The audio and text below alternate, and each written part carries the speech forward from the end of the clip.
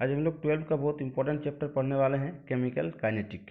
ये दो शब्द से बना हुआ है, केमिकल और काइनेटिक। केमिकल मतलब केमिस्ट्री में कहीं भी केमिकल लिखा रहेगा, इसका अर्थ होता है रिएक्शन, और काइनेटिक मीन्स होता है मोशन। तो ये काइनेटिक वर्ड जो है ग्रीक वर्ड काइनेसिस से बना हुआ है, जिसका मतलब होता है मूवमेंट।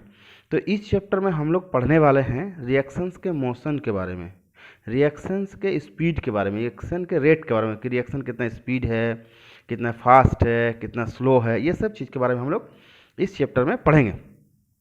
तो एक्चुअली हम कह सकते हैं कि केमिस्ट्री की वो शाखा है, वो ब्रांच है, जिसमें हम लोग पढ़ते हैं रिएक्शंस के स्पीड के बारे में, उसके मैकेनिज़्म के बारे में। मैकेनिज़्म मतलब रिएक्शन कैसे हुआ, किस डायरेक्शन में हुआ, किस तरह से होता है, इस सब के बारे में पढ़ते हैं। किधर से अटैक होगा, ठीक है, रिएक्शन से प्रोडक्ट बनने के बीच में क्या होता है, रिएक्शन इंटरमीडिएट बनता है, एक्टिवेटेड कॉम्प्लेक्स कहते हैं, सब आगे पढ़ेंगे हम लोग। तो इस चैप्टर में हम लोग पढ़ेंगे रिएक्शन के स्पीड के बारे में, रिएक्शन के रेट के बारे में। ओके, तो चलिए हम लोग समझते हैं, इसको क्लियर करते हैं। Chemical kinetics is the branch of chemistry, है ना। Chemical kinetics is the branch of chemistry, branch of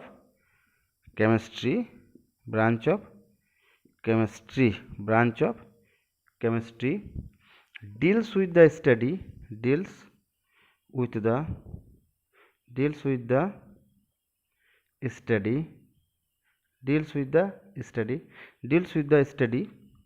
of reaction rate, इसको स्पीड भी कहते हैं, reaction rate and there mechanism, माने रिएक्शन कैसे होता है एंड देयर मैकेनिज्म, ठीक है। तो रिएक्शंस के रेट के बारे में पढ़ेंगे, रिएक्शन कितना फास्ट है, कितना स्लो है ना। कि मतलब नॉर्मली हम कह सकते हैं रिएक्शन के स्पीड के बारे में पढ़ेंगे। तो जहाँ स्पीड, जैसे हम बोलते हैं कि अरे तुम बड़ी स्पीड से चला, इसका मतलब टाइम को ध्यान देखते हैं हम लोग, है ना। यहाँ time is an important factor. चलिए, तो केमिकल रिएक्शंस, केमिकल का मतलब होता है kinetic means movement, kinesis Greek word से आया हुआ है, ठीक है, जिसमें हम लोग रिएक्शंस के रेट के बारे में पढ़ेंगे और उसके मैकेनिज्म, रिएक्शन कैसे होता है, कैसे नहीं होता है। क्लियर है। इसको आप स्क्रीनशॉट भी ले सकते हैं या तो पॉज करके इसको लिख लेंगे आप। चलिए नेक्स्ट आते हैं हम लोग। अब इसके बाद हम लोग आते हैं, यदि किसी को कोई चीज़ समझ में नहीं आए तो कमेंट सेक्शन में लिखेंगे कि सर यहाँ पर हमको प्रॉब्लम है, इस टॉपिक को फिर से समझाइए, ठीक है। किसी को अगर किसी तरह का डाउट आता है तब वहाँ पर ज़रूर पूछेंगे।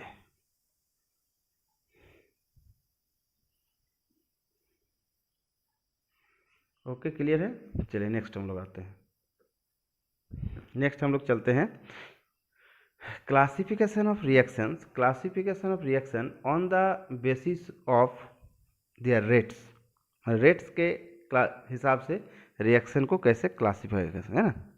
तो यहाँ आता है topic, next topic classification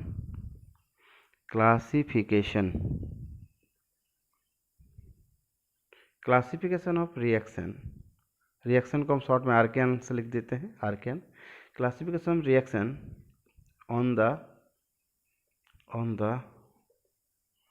basis of rates या स्पीड्स, ये तो फुल्ली एनसीईआरटी बेस्ड है, आप एनसीईआरटी मिला लीजिएगा, इसी तरह से सेम टू सेम जैसे हम पढ़ा रहे हैं। पहला आता है very fast reaction,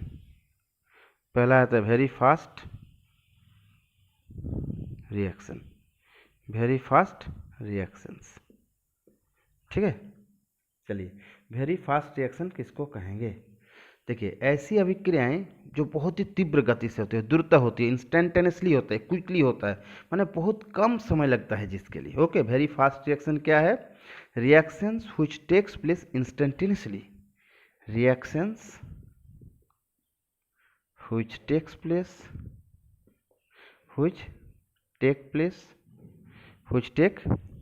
place instantaneously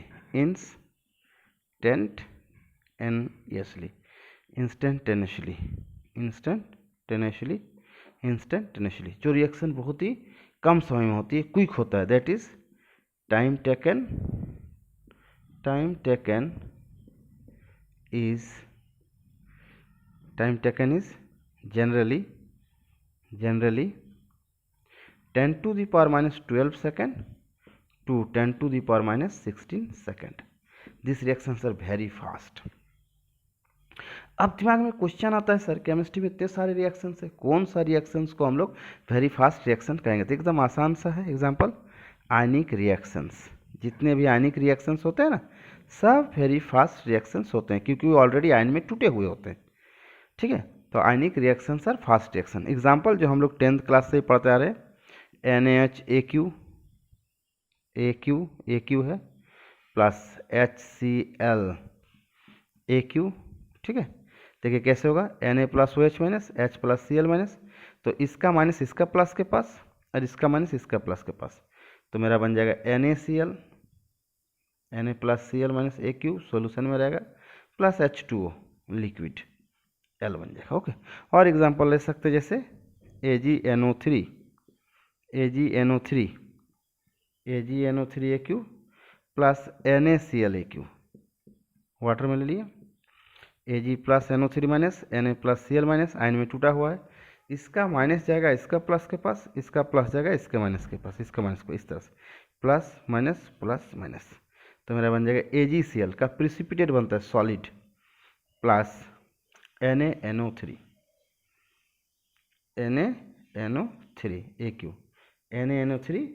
AQ बनता है। तो these reactions are very fast reactions which takes place instantaneously, एकदम क्विक हो जाएगा। 10 का पावर माइनस 12 सेकंड से 10 का पावर माइनस 16 सेकंड के बीच हो जाते हैं ये रिएक्शंस, मतलब इतने फास्ट होती है। क्लियर है?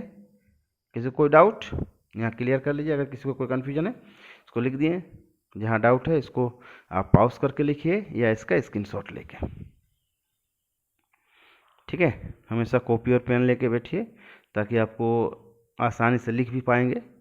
जहाँ भी डाउट होगा आप हमको कमेंट पे लिखिएगा, इसको ठीक हम प्रीवियस क्लास में नेक्स्ट क्लास में बता देंगे। चलिए नेक्स्ट आते हैं हम लोग। नेक्स्ट मेरे पास आता है, तो क्लियर है, वेरी फास्ट रिएक्शन कौन सा होता है? आयनिक रिएक्शंस। एग्जाम में क्वेश्चन पूछा जा सकता है। नेक्स्ट मेरे पास आता है, नेक्स्ट टॉपिक 2 नंबर, उसी में आएगा भैया ना, वेरी स्लो रिएक्शंस। ठीक है, मतलब वैसे रिएक्शंस जो वेरी स्लो रिएक्शन किसको कहेंगे? ऐसे रिएक्शंस जो बहुत ही समय लगा देती है, दिन लगा देती है, महीने लगा देते हैं, साल लगा देते हैं ना। रिएक्शंस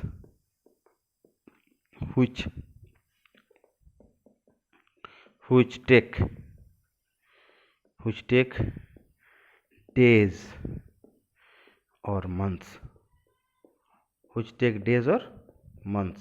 ठीक है, reactions which take days or months, जो बहुत लंबा समय लगा देती है, उनको हम लोग कहते हैं, ठीक है, उनको हम लोग कहते हैं वेरी स्लो रिएक्शंस। ठीक है, एग्जाम्पल क्या होगा? एग्जाम्पल हो जाएगा आपका रस्टिंग ऑफ आयरन। एग्जाम्पल क्या होगा? रस्टिंग ऑफ आयरन, लोहे का जंग लगना, सबसे फेमस एग्जांपल है लोहे का जंग लगना। वेरी स्लो रिएक्शंस में आते हैं लोहे का जंग लगना। क्लियर है? कोई कंफ्यूजन? नेक्स्ट तीसरा आता है, कुछ रिएक्शंस ऐसे होते हैं जो ना वेरी फास्ट होंगे ना वेरी स्लो होंगे। ठीक है, वो मॉडरेट रेट से होते हैं। इन्हीं रिएक्शंस को हम लोग केमिकल काइनेटिक में पढ़ते हैं, जिनका रेट निकालना आसान होता है। ठीक है, कुछ रिएक्शंस ऐसे होंगे जो ना वेरी फास्ट होंगे ना वेरी स्लो होंगे। ठीक है, reactions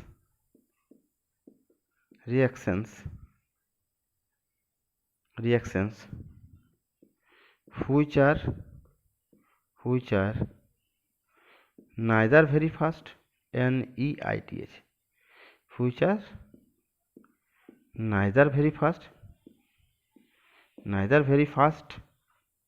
neither very fast, nor very slow.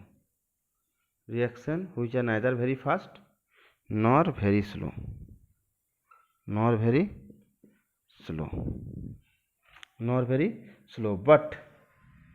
but take place but take place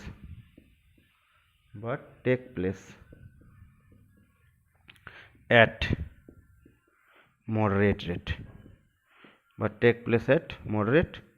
rate, है ना। मॉडरेट रेट माने दोनों के बीच में होगा, वेरी फास्ट भी नहीं है और वेरी स्लो भी नहीं है। इन्हीं रिएक्शंस को हम लोग पढ़ते हैं। These reactions are studies in these reactions are studied in chemical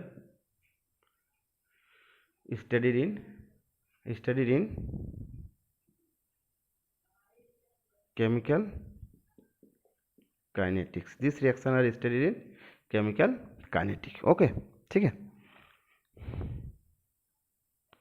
rate of these reactions rates of these reactions are measurable. इनके रेट को मेज़र किया जा सकता है। इनके रेट को क्या किया जा सकता है? मेज़र किया जा सकता है। एग्जाम्पल आप ले सकते हैं NH4NO2 मैंने रूम टेम्परेचर पर ये reaction, these reactions are measurable at room temperature, है ना। इसको और इजी कर देते हैं, एट रूम टेम्परेचर बराबर। NH4NO2 हीट करेंगे तो बनेगा 2H2O प्लस N2, एक हो गया। और भी है hydrolysis of sucrose C12H22O11 plus H2O H plus catalyst C6H12O6 plus C6H12O6। इसमें एक ग्लूकोज है और एक फ्रुक्टोज है, ठीक है। एक ग्लूकोज है, एक फ्रुक्टोज है। तो ऐसी रिएक्शंस, ये हो गया सुक्रोज हाइड्रोलाइसिस मैंने वाटर के साथ घुलाने पर, एक ग्लूकोज और एक फ्रुक्टोज। तो ग्लूकोज एल्डोज होता है, फ्रुक्टोज कीटोज होता है, वो हम बायोमोलिकुल्स चैप्टर में पढ़ेंगे। क्लियर है। तो रिएक्शंस कुछ पहला होता है फास्ट, जो वेरी फास्ट होंगे, 10⁻12 से 10⁻16 सेकंड लेंगे। Very slow reaction, days months भी लग सकते हैं। अच्छा, नेक्स्ट आता है कुछ रिएक्शन ना वेरी फास्ट होंगे ना वेरी स्लो होंगे, they take place at moderate rate, है ना, बीच, दोनों के बीच का। इन्हीं रिएक्शंस को केमिकल काइनेटिक्स में हम लोग पढ़ेंगे और इन्हीं का रेट रूम टेम्परेचर पर मेजर किया जा सकता है। एग्जाम्पल हमने लिख दिया, है ना। जहाँ डाउट होगा आप पूछेंगे, इसी सब को हम लोग पढ़ेंगे। नेक्स्ट हम लोग आते हैं, इसका आप स्क्रीनशॉट ले लीजिए या पॉज करके लिख लीजिए, ठीक है। एक होगा ग्लूकोज लिख दीजिए, एक यहाँ फ्रुक्टोज लिख दीजिए। नेक्स्ट हम लोग चलते हैं, नेक्स्ट टॉपिक लेते हैं। चलिए नेक्स्ट टॉपिक लेंगे,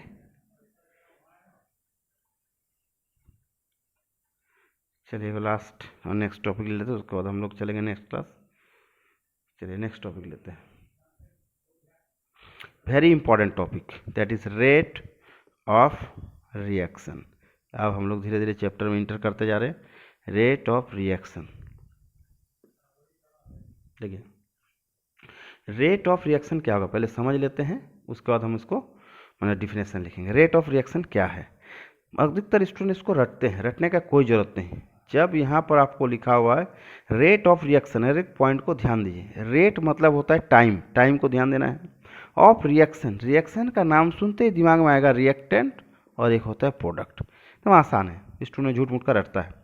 रेट ऑफ रिएक्शन, तो रिएक्शन का नाम सुनते ही दिमाग में आता है एक रिएक्टेंट और एक प्रोडक्ट। लेफ्ट वाले को रिएक्टेंट कहते हैं, राइट वाले को प्रोडक्ट करते हैं। अब रेट मीन्स होता है टाइम, तो टी इक्वल्स टू जब जीरो, ठीक है, स्पीड, यहाँ पर स्पीड बताना है। तो देखिए जितना जल्दी रिएक्टेंट खत्म होगा रिएक्शन उतना स्पीड होगा, उतना फास्ट होगा, ठीक है, उसका स्पीड उतना ज़्यादा होगा। स्टार्टिंग में इसका कंसंट्रेशन मान लेते था, इसका जीरो था। Concentration that is mole per litre, कितना अमाउंट में है वो।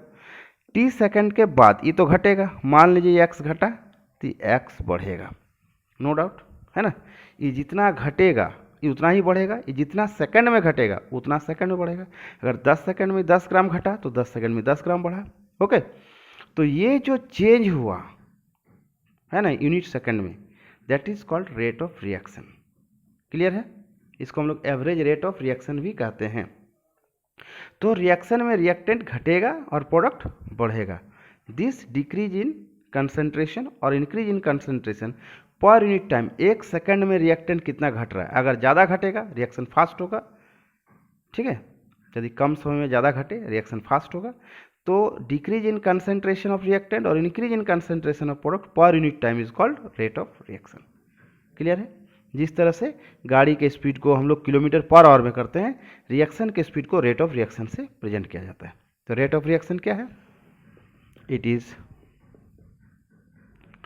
defined as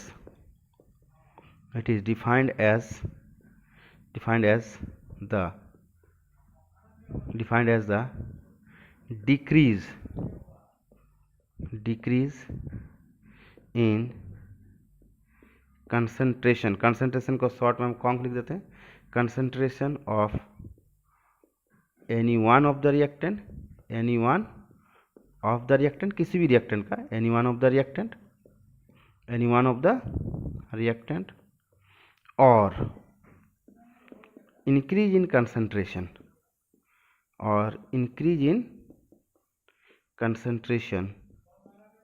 of any one of the product